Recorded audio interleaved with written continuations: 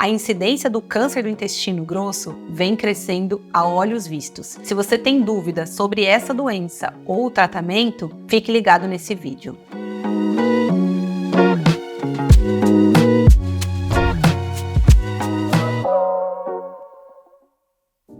Eu sou a doutora Beatriz Azevedo, cirurgiã do aparelho digestivo e coloproctologista. O tema do vídeo de hoje é câncer coloretal. O câncer do intestino grosso ou câncer coloretal é a doença maligna gastrointestinal mais prevalente na população. Isso significa que de todos os cânceres do aparelho digestivo, esse é o mais frequente. Uma coisa boa sobre o câncer coloretal é que ele, na maioria das vezes, pode ser prevenido pela realização periódica de colonoscopias. A colonoscopia é o exame capaz de remover os pólipos de intestino, que são pequenas lesões precursoras do câncer coloretal. Removendo essas lesões, a maior parte dos cânceres não acontecem. Agora, quando a doença já está instalada, precisamos ficar atento aos sintomas. O câncer do intestino grosso, na maior parte das vezes, é assintomático. Se você esperar grandes sangramentos ou sintomas para desconfiar da doença, você pode estar bastante atrasado. O sintoma mais comum é a alteração do hábito intestinal.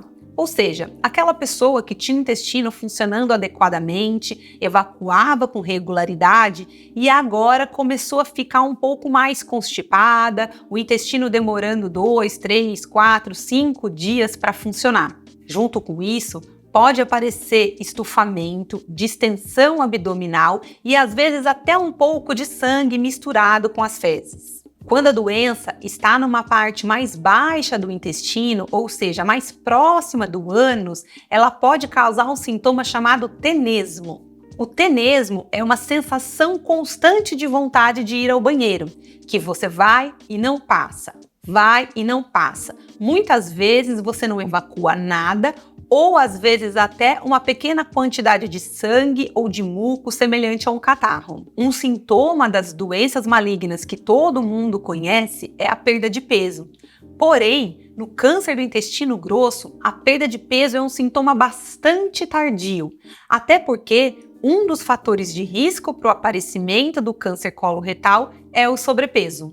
Já que estamos falando de fatores de risco, vou lembrar mais alguns.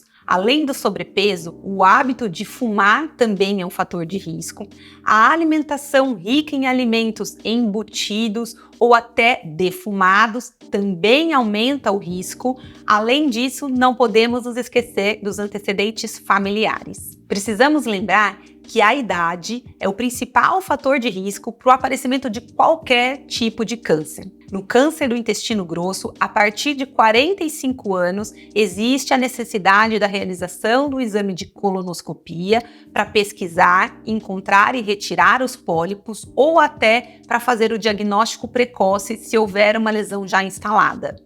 Para as pessoas que têm antecedentes familiares ou fatores de risco relevantes, existe a necessidade de procurar um médico antes dos 45 anos. Ele pode te orientar a fazer o exame mais precocemente na pesquisa de lesões precursoras.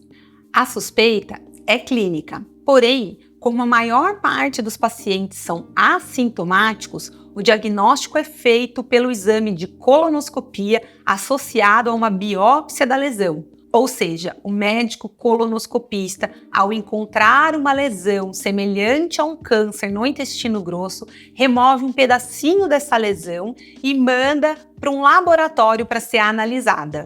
O resultado dessa análise é que confirma o diagnóstico. A partir desse momento, você precisa procurar um cirurgião do aparelho digestivo ou um coloproctologista. É ele que vai te informar sobre os próximos passos e te dar as opções de tratamento.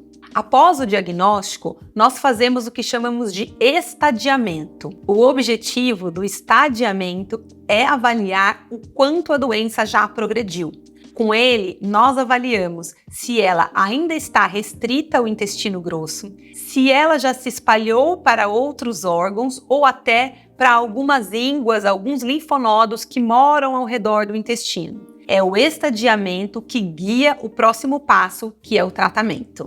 O estadiamento, ele é feito através da realização de mais exames, como a tomografia computadorizada e a ressonância magnética. Existem outros exames que podem ser necessários e serão avaliados pelo médico caso a caso. Após completados todos os exames, nós vamos oferecer para vocês todas as possibilidades de tratamento. O tratamento do câncer coloretal, ele é multimodal, ou seja, há necessidade de tratamento cirúrgico na maioria dos casos e tratamento oncológico, feito com rádio ou quimioterapia. O tratamento é específico caso a caso, mas na grande maioria das vezes envolve um ou mais procedimentos cirúrgicos, e é deles que nós vamos falar a partir de agora. A cirurgia para o câncer coloretal depende da localização inicial do tumor. Como o intestino grosso é grande e se inicia do lado direito do abdômen, fazendo a volta em quase toda a cavidade peritoneal, o tratamento vai depender da localização exata desse tumor. O tratamento cirúrgico consiste em remover a região do intestino grosso afetada pelo tumor, uma margem de segurança, além de algumas ínguas, alguns linfonodos que vivem ali ao redor do tumor. A cirurgia pode ser feita por via convencional, ou seja, via aberta com uma incisão no abdômen, por via laparoscópica, que significa minimamente invasiva, introduzindo uma câmera e algumas pinças através de pequenos orifícios no abdômen, e até por via robótica, que se assemelha à via laparoscópica, porém a manipulação dessas pinças é feita através de um robô comandado pelo cirurgião. A técnica cirúrgica é definida pelo próprio cirurgião, e é importante lembrar que a técnica não determina o resultado oncológico, ou seja, a técnica não garante a cura ou um melhor tratamento da doença. A cirurgia pode ser feita de forma adequada, independente da técnica.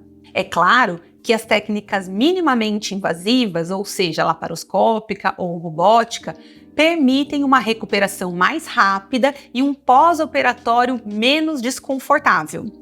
Quase todas as cirurgias coloretais hoje podem ser feitas por via minimamente invasiva. Uma exceção são os casos de urgência e emergência, que muitas vezes não permitem a aplicação desse tipo de técnica.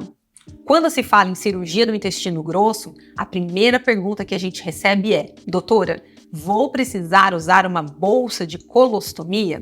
A resposta é: depende. Nem toda cirurgia sobre o intestino precisa de bolsa. Isso vai depender da localização do tumor, se a cirurgia for feita em caráter eletivo ou de urgência, e das condições clínicas do paciente e das condições do restante do intestino. Mesmo quando há necessidade do uso de colostomias, nem sempre elas são definitivas. Elas podem ser uma solução temporária para diminuir os riscos pós-operatórios. Por isso, não se apavore se houver necessidade de usar uma dessas bolsas por um tempo determinado. Elas podem ser assustadoras no primeiro momento, mas são salvadoras de vidas no curto e médio prazo. É claro que existem algumas situações que demandam o uso de colostomias por períodos prolongados ou até pelo resto da vida, mas essas não são as mais corriqueiras. O mais comum é não haver a necessidade do uso das bolsas ou até o uso temporário de uma delas. Doutora, e a quimioterapia? Essa é a segunda pergunta que a gente recebe. Nem todo mundo com câncer do intestino grosso precisa fazer quimioterapia. Na maioria dos casos, ela é necessária e pode ser feita antes ou depois da cirurgia, associada ou não à radioterapia. Isso depende de características específicas do tumor e principalmente da sua localização. Quando alguém recebe o diagnóstico de uma doença maligna, de um câncer, a pessoa logo pensa: será que tem cura?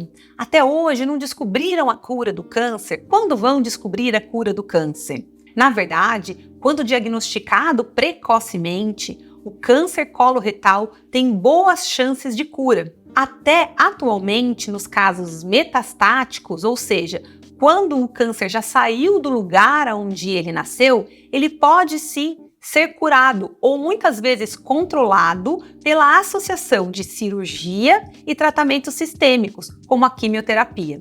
Minha missão aqui é lembrar a vocês que o diagnóstico de câncer não é uma sentença. Existe tratamento, existe cura e existe controle e uma sobrevida boa e de qualidade a longo prazo. Se você conhece alguém que nunca fez colonoscopia ou que já tem o diagnóstico de câncer do intestino ou que está em tratamento, eu acredito muito que esse vídeo possa ajudar. Encaminhe esse vídeo, deixa seu like, se inscreve no canal e manda aqui para mim as suas dúvidas sobre o tema. Um abraço e até a próxima!